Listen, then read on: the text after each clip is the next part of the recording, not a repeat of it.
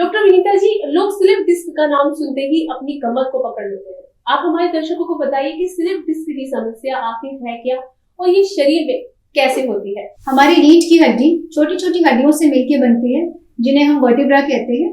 दो वर्टिब्रा के बीच में डिस्क प्रेजेंट होती है, जिसका वर्क होता है शॉक एब्जॉर्प्शन और स्पाइन को फ्लेक्सिबिलिटी देना।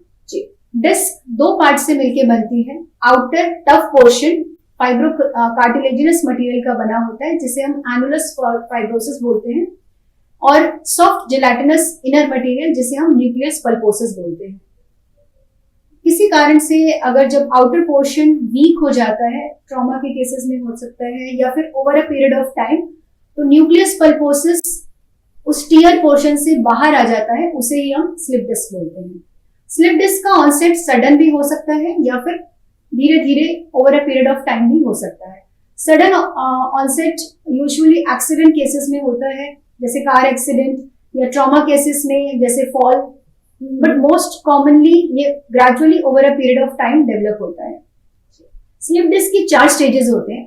फर्स्ट स्टेज ऑफ डीजनरेशन, जिसमें न्यूक्लियस पल्पोसिस का डीजनरेशन होता है बिना उसके डिस्प्लेसमेंट के।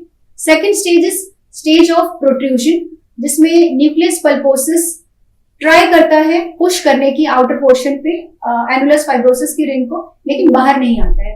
थर्ड स्टेज ऑफ एक्सट्रूशन, जिसमें न्यूक्लियस पल्पोसिस रिंग से बाहर आ जाता है। और फोर्थ स्टेज ऑफ सिक्वेस्ट्रेशन, जिसमें न्यूक्लियस पल्पोसिस कंप्लीटली बाहर आ जाता है डिस्क से, और डिस्क पेरेंट डिस्क के कॉन्टैक्ट में नहीं रहता है।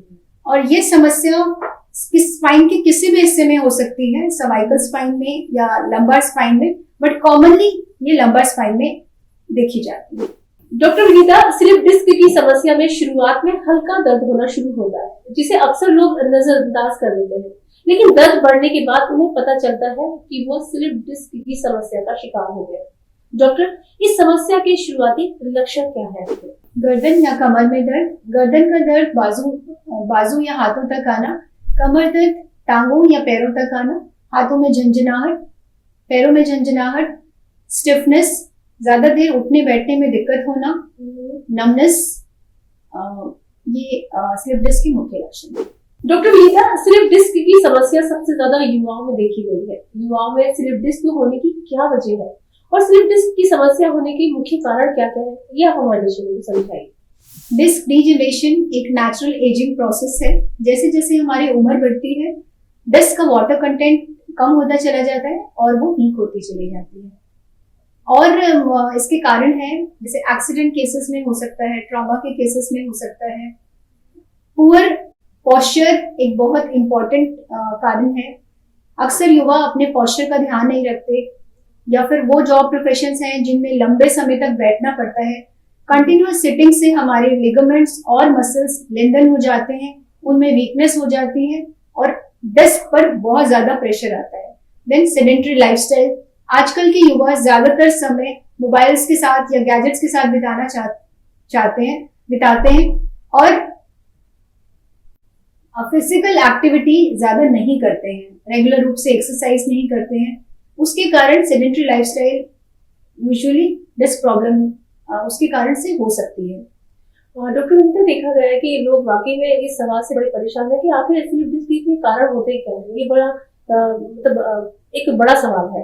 तो देखा गया है कि जैसे स्लिप डिस्क में घरेलू महिला होती है, कुछ जैसे चीज बाहरी उठा ली या फिर कोई बैट सरका दिया, तो क्या उससे भी स्लिप डिस्क हो सकती है? जी बिल्कुल। मोस्ट ऑफ द केसेस हम जो देखते हैं उसमें प्रीसीडिंग हिस्ट्री ऑफ एक्सर्शन होता है। जैसे पेशेंट जब स्लिप डिस्क के सिम्टम्स के साथ आते हैं, तो जब हम उनसे हिस्ट्री लेते हैं तो यूजुअली एक दिन पहले का या सेम डे का प्रीवियस हिस्ट्री होता है, जिसमें उन्होंने कुछ ना कुछ हेवी एक्सर्शन वाला काम किया होता है। जैसे कुछ घर में कोई सामान सरकाना या कुछ भारी उठा लेना, इवन जैसे गमला उठा लेना, या इवन जिम में हेवी वेट लिफ्ट कर लेना। Usually it is preceding history of trauma present होता है।